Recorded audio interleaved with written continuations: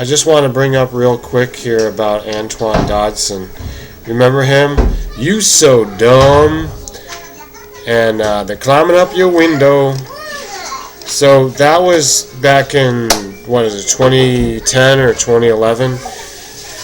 Now, HuffPost interviewed him about changing his sexual orientation, and the interviewer was rather annoying, and this media individual, this media person, was asking very leading questions, which means that she was being very suggestive and pushing him in a certain direction and doubting what he said, which is basically the opposite of objective journalism.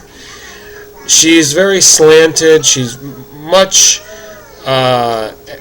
so much an example of the gay agenda. And I don't like a gay agenda any more than I like a heterosexual promiscuous agenda, or any racist, cultural, social agendas. And I don't accept any of that. I believe that children should be raised to see all the different variety and choices, and how to use common sense to decide what they want, and to also try to calculate what the experiences or the risks are going to be before they decide to do them, like critical thinking before you act out, and also not to be led along by peer pressure. And a part of the major peer pressure is from the media and these political agendas. So I didn't appreciate the HuffPost person on this, and I then went to check out Antoine Dodson's explanation of what made him change. So it was something that is, he's citizens to, alright, whatever. But in any case, Antoine Dodson is explaining that he came to his religious and new views about life and relationships through the Bible and what he thinks is the Israelites. So he's calling himself a Hebrew Israelite, but he actually believes that these are all the anthropologists would call it Negroid gene pool, Negroid from the African region, and because of this interpretation that everybody who was taken a slave, into captivity, was only black. Well, that's historically incorrect, and while I agree with one side of it, that Antoine Dodson should be clear about his sexuality, at least to himself. He doesn't need to report it, but if he wants to, he should be clear about it. I'm on that side with him.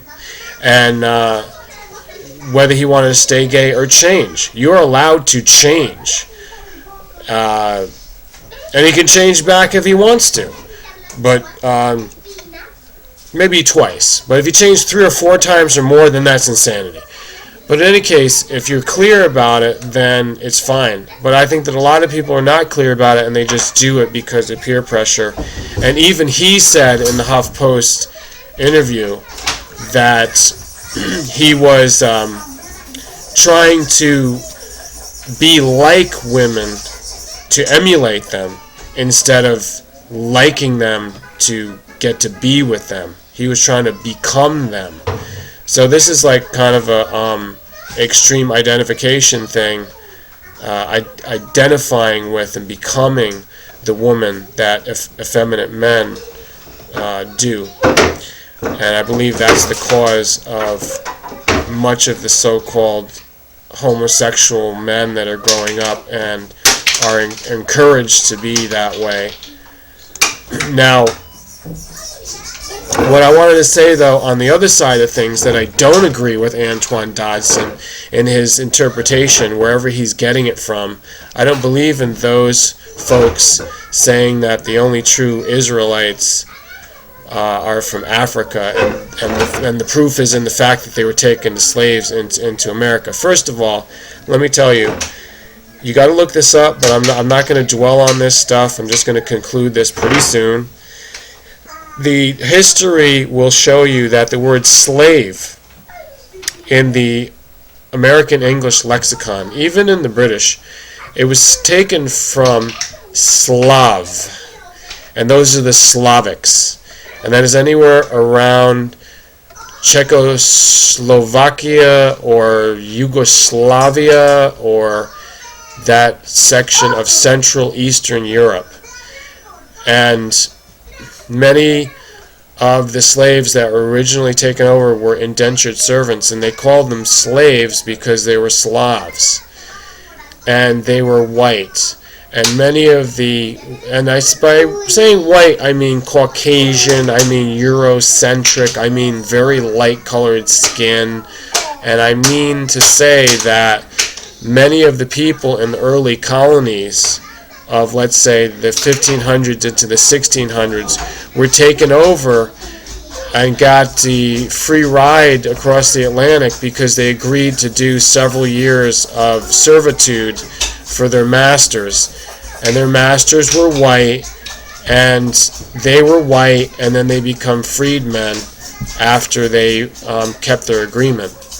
Now, it was only later on that slave dealers started lucrative business by draining the African tribes of their young males and young females, as well as I think they did take a substantial number of children, ship them across the ocean, and put them onto the slavery plantation system. Okay? So this is the history of America.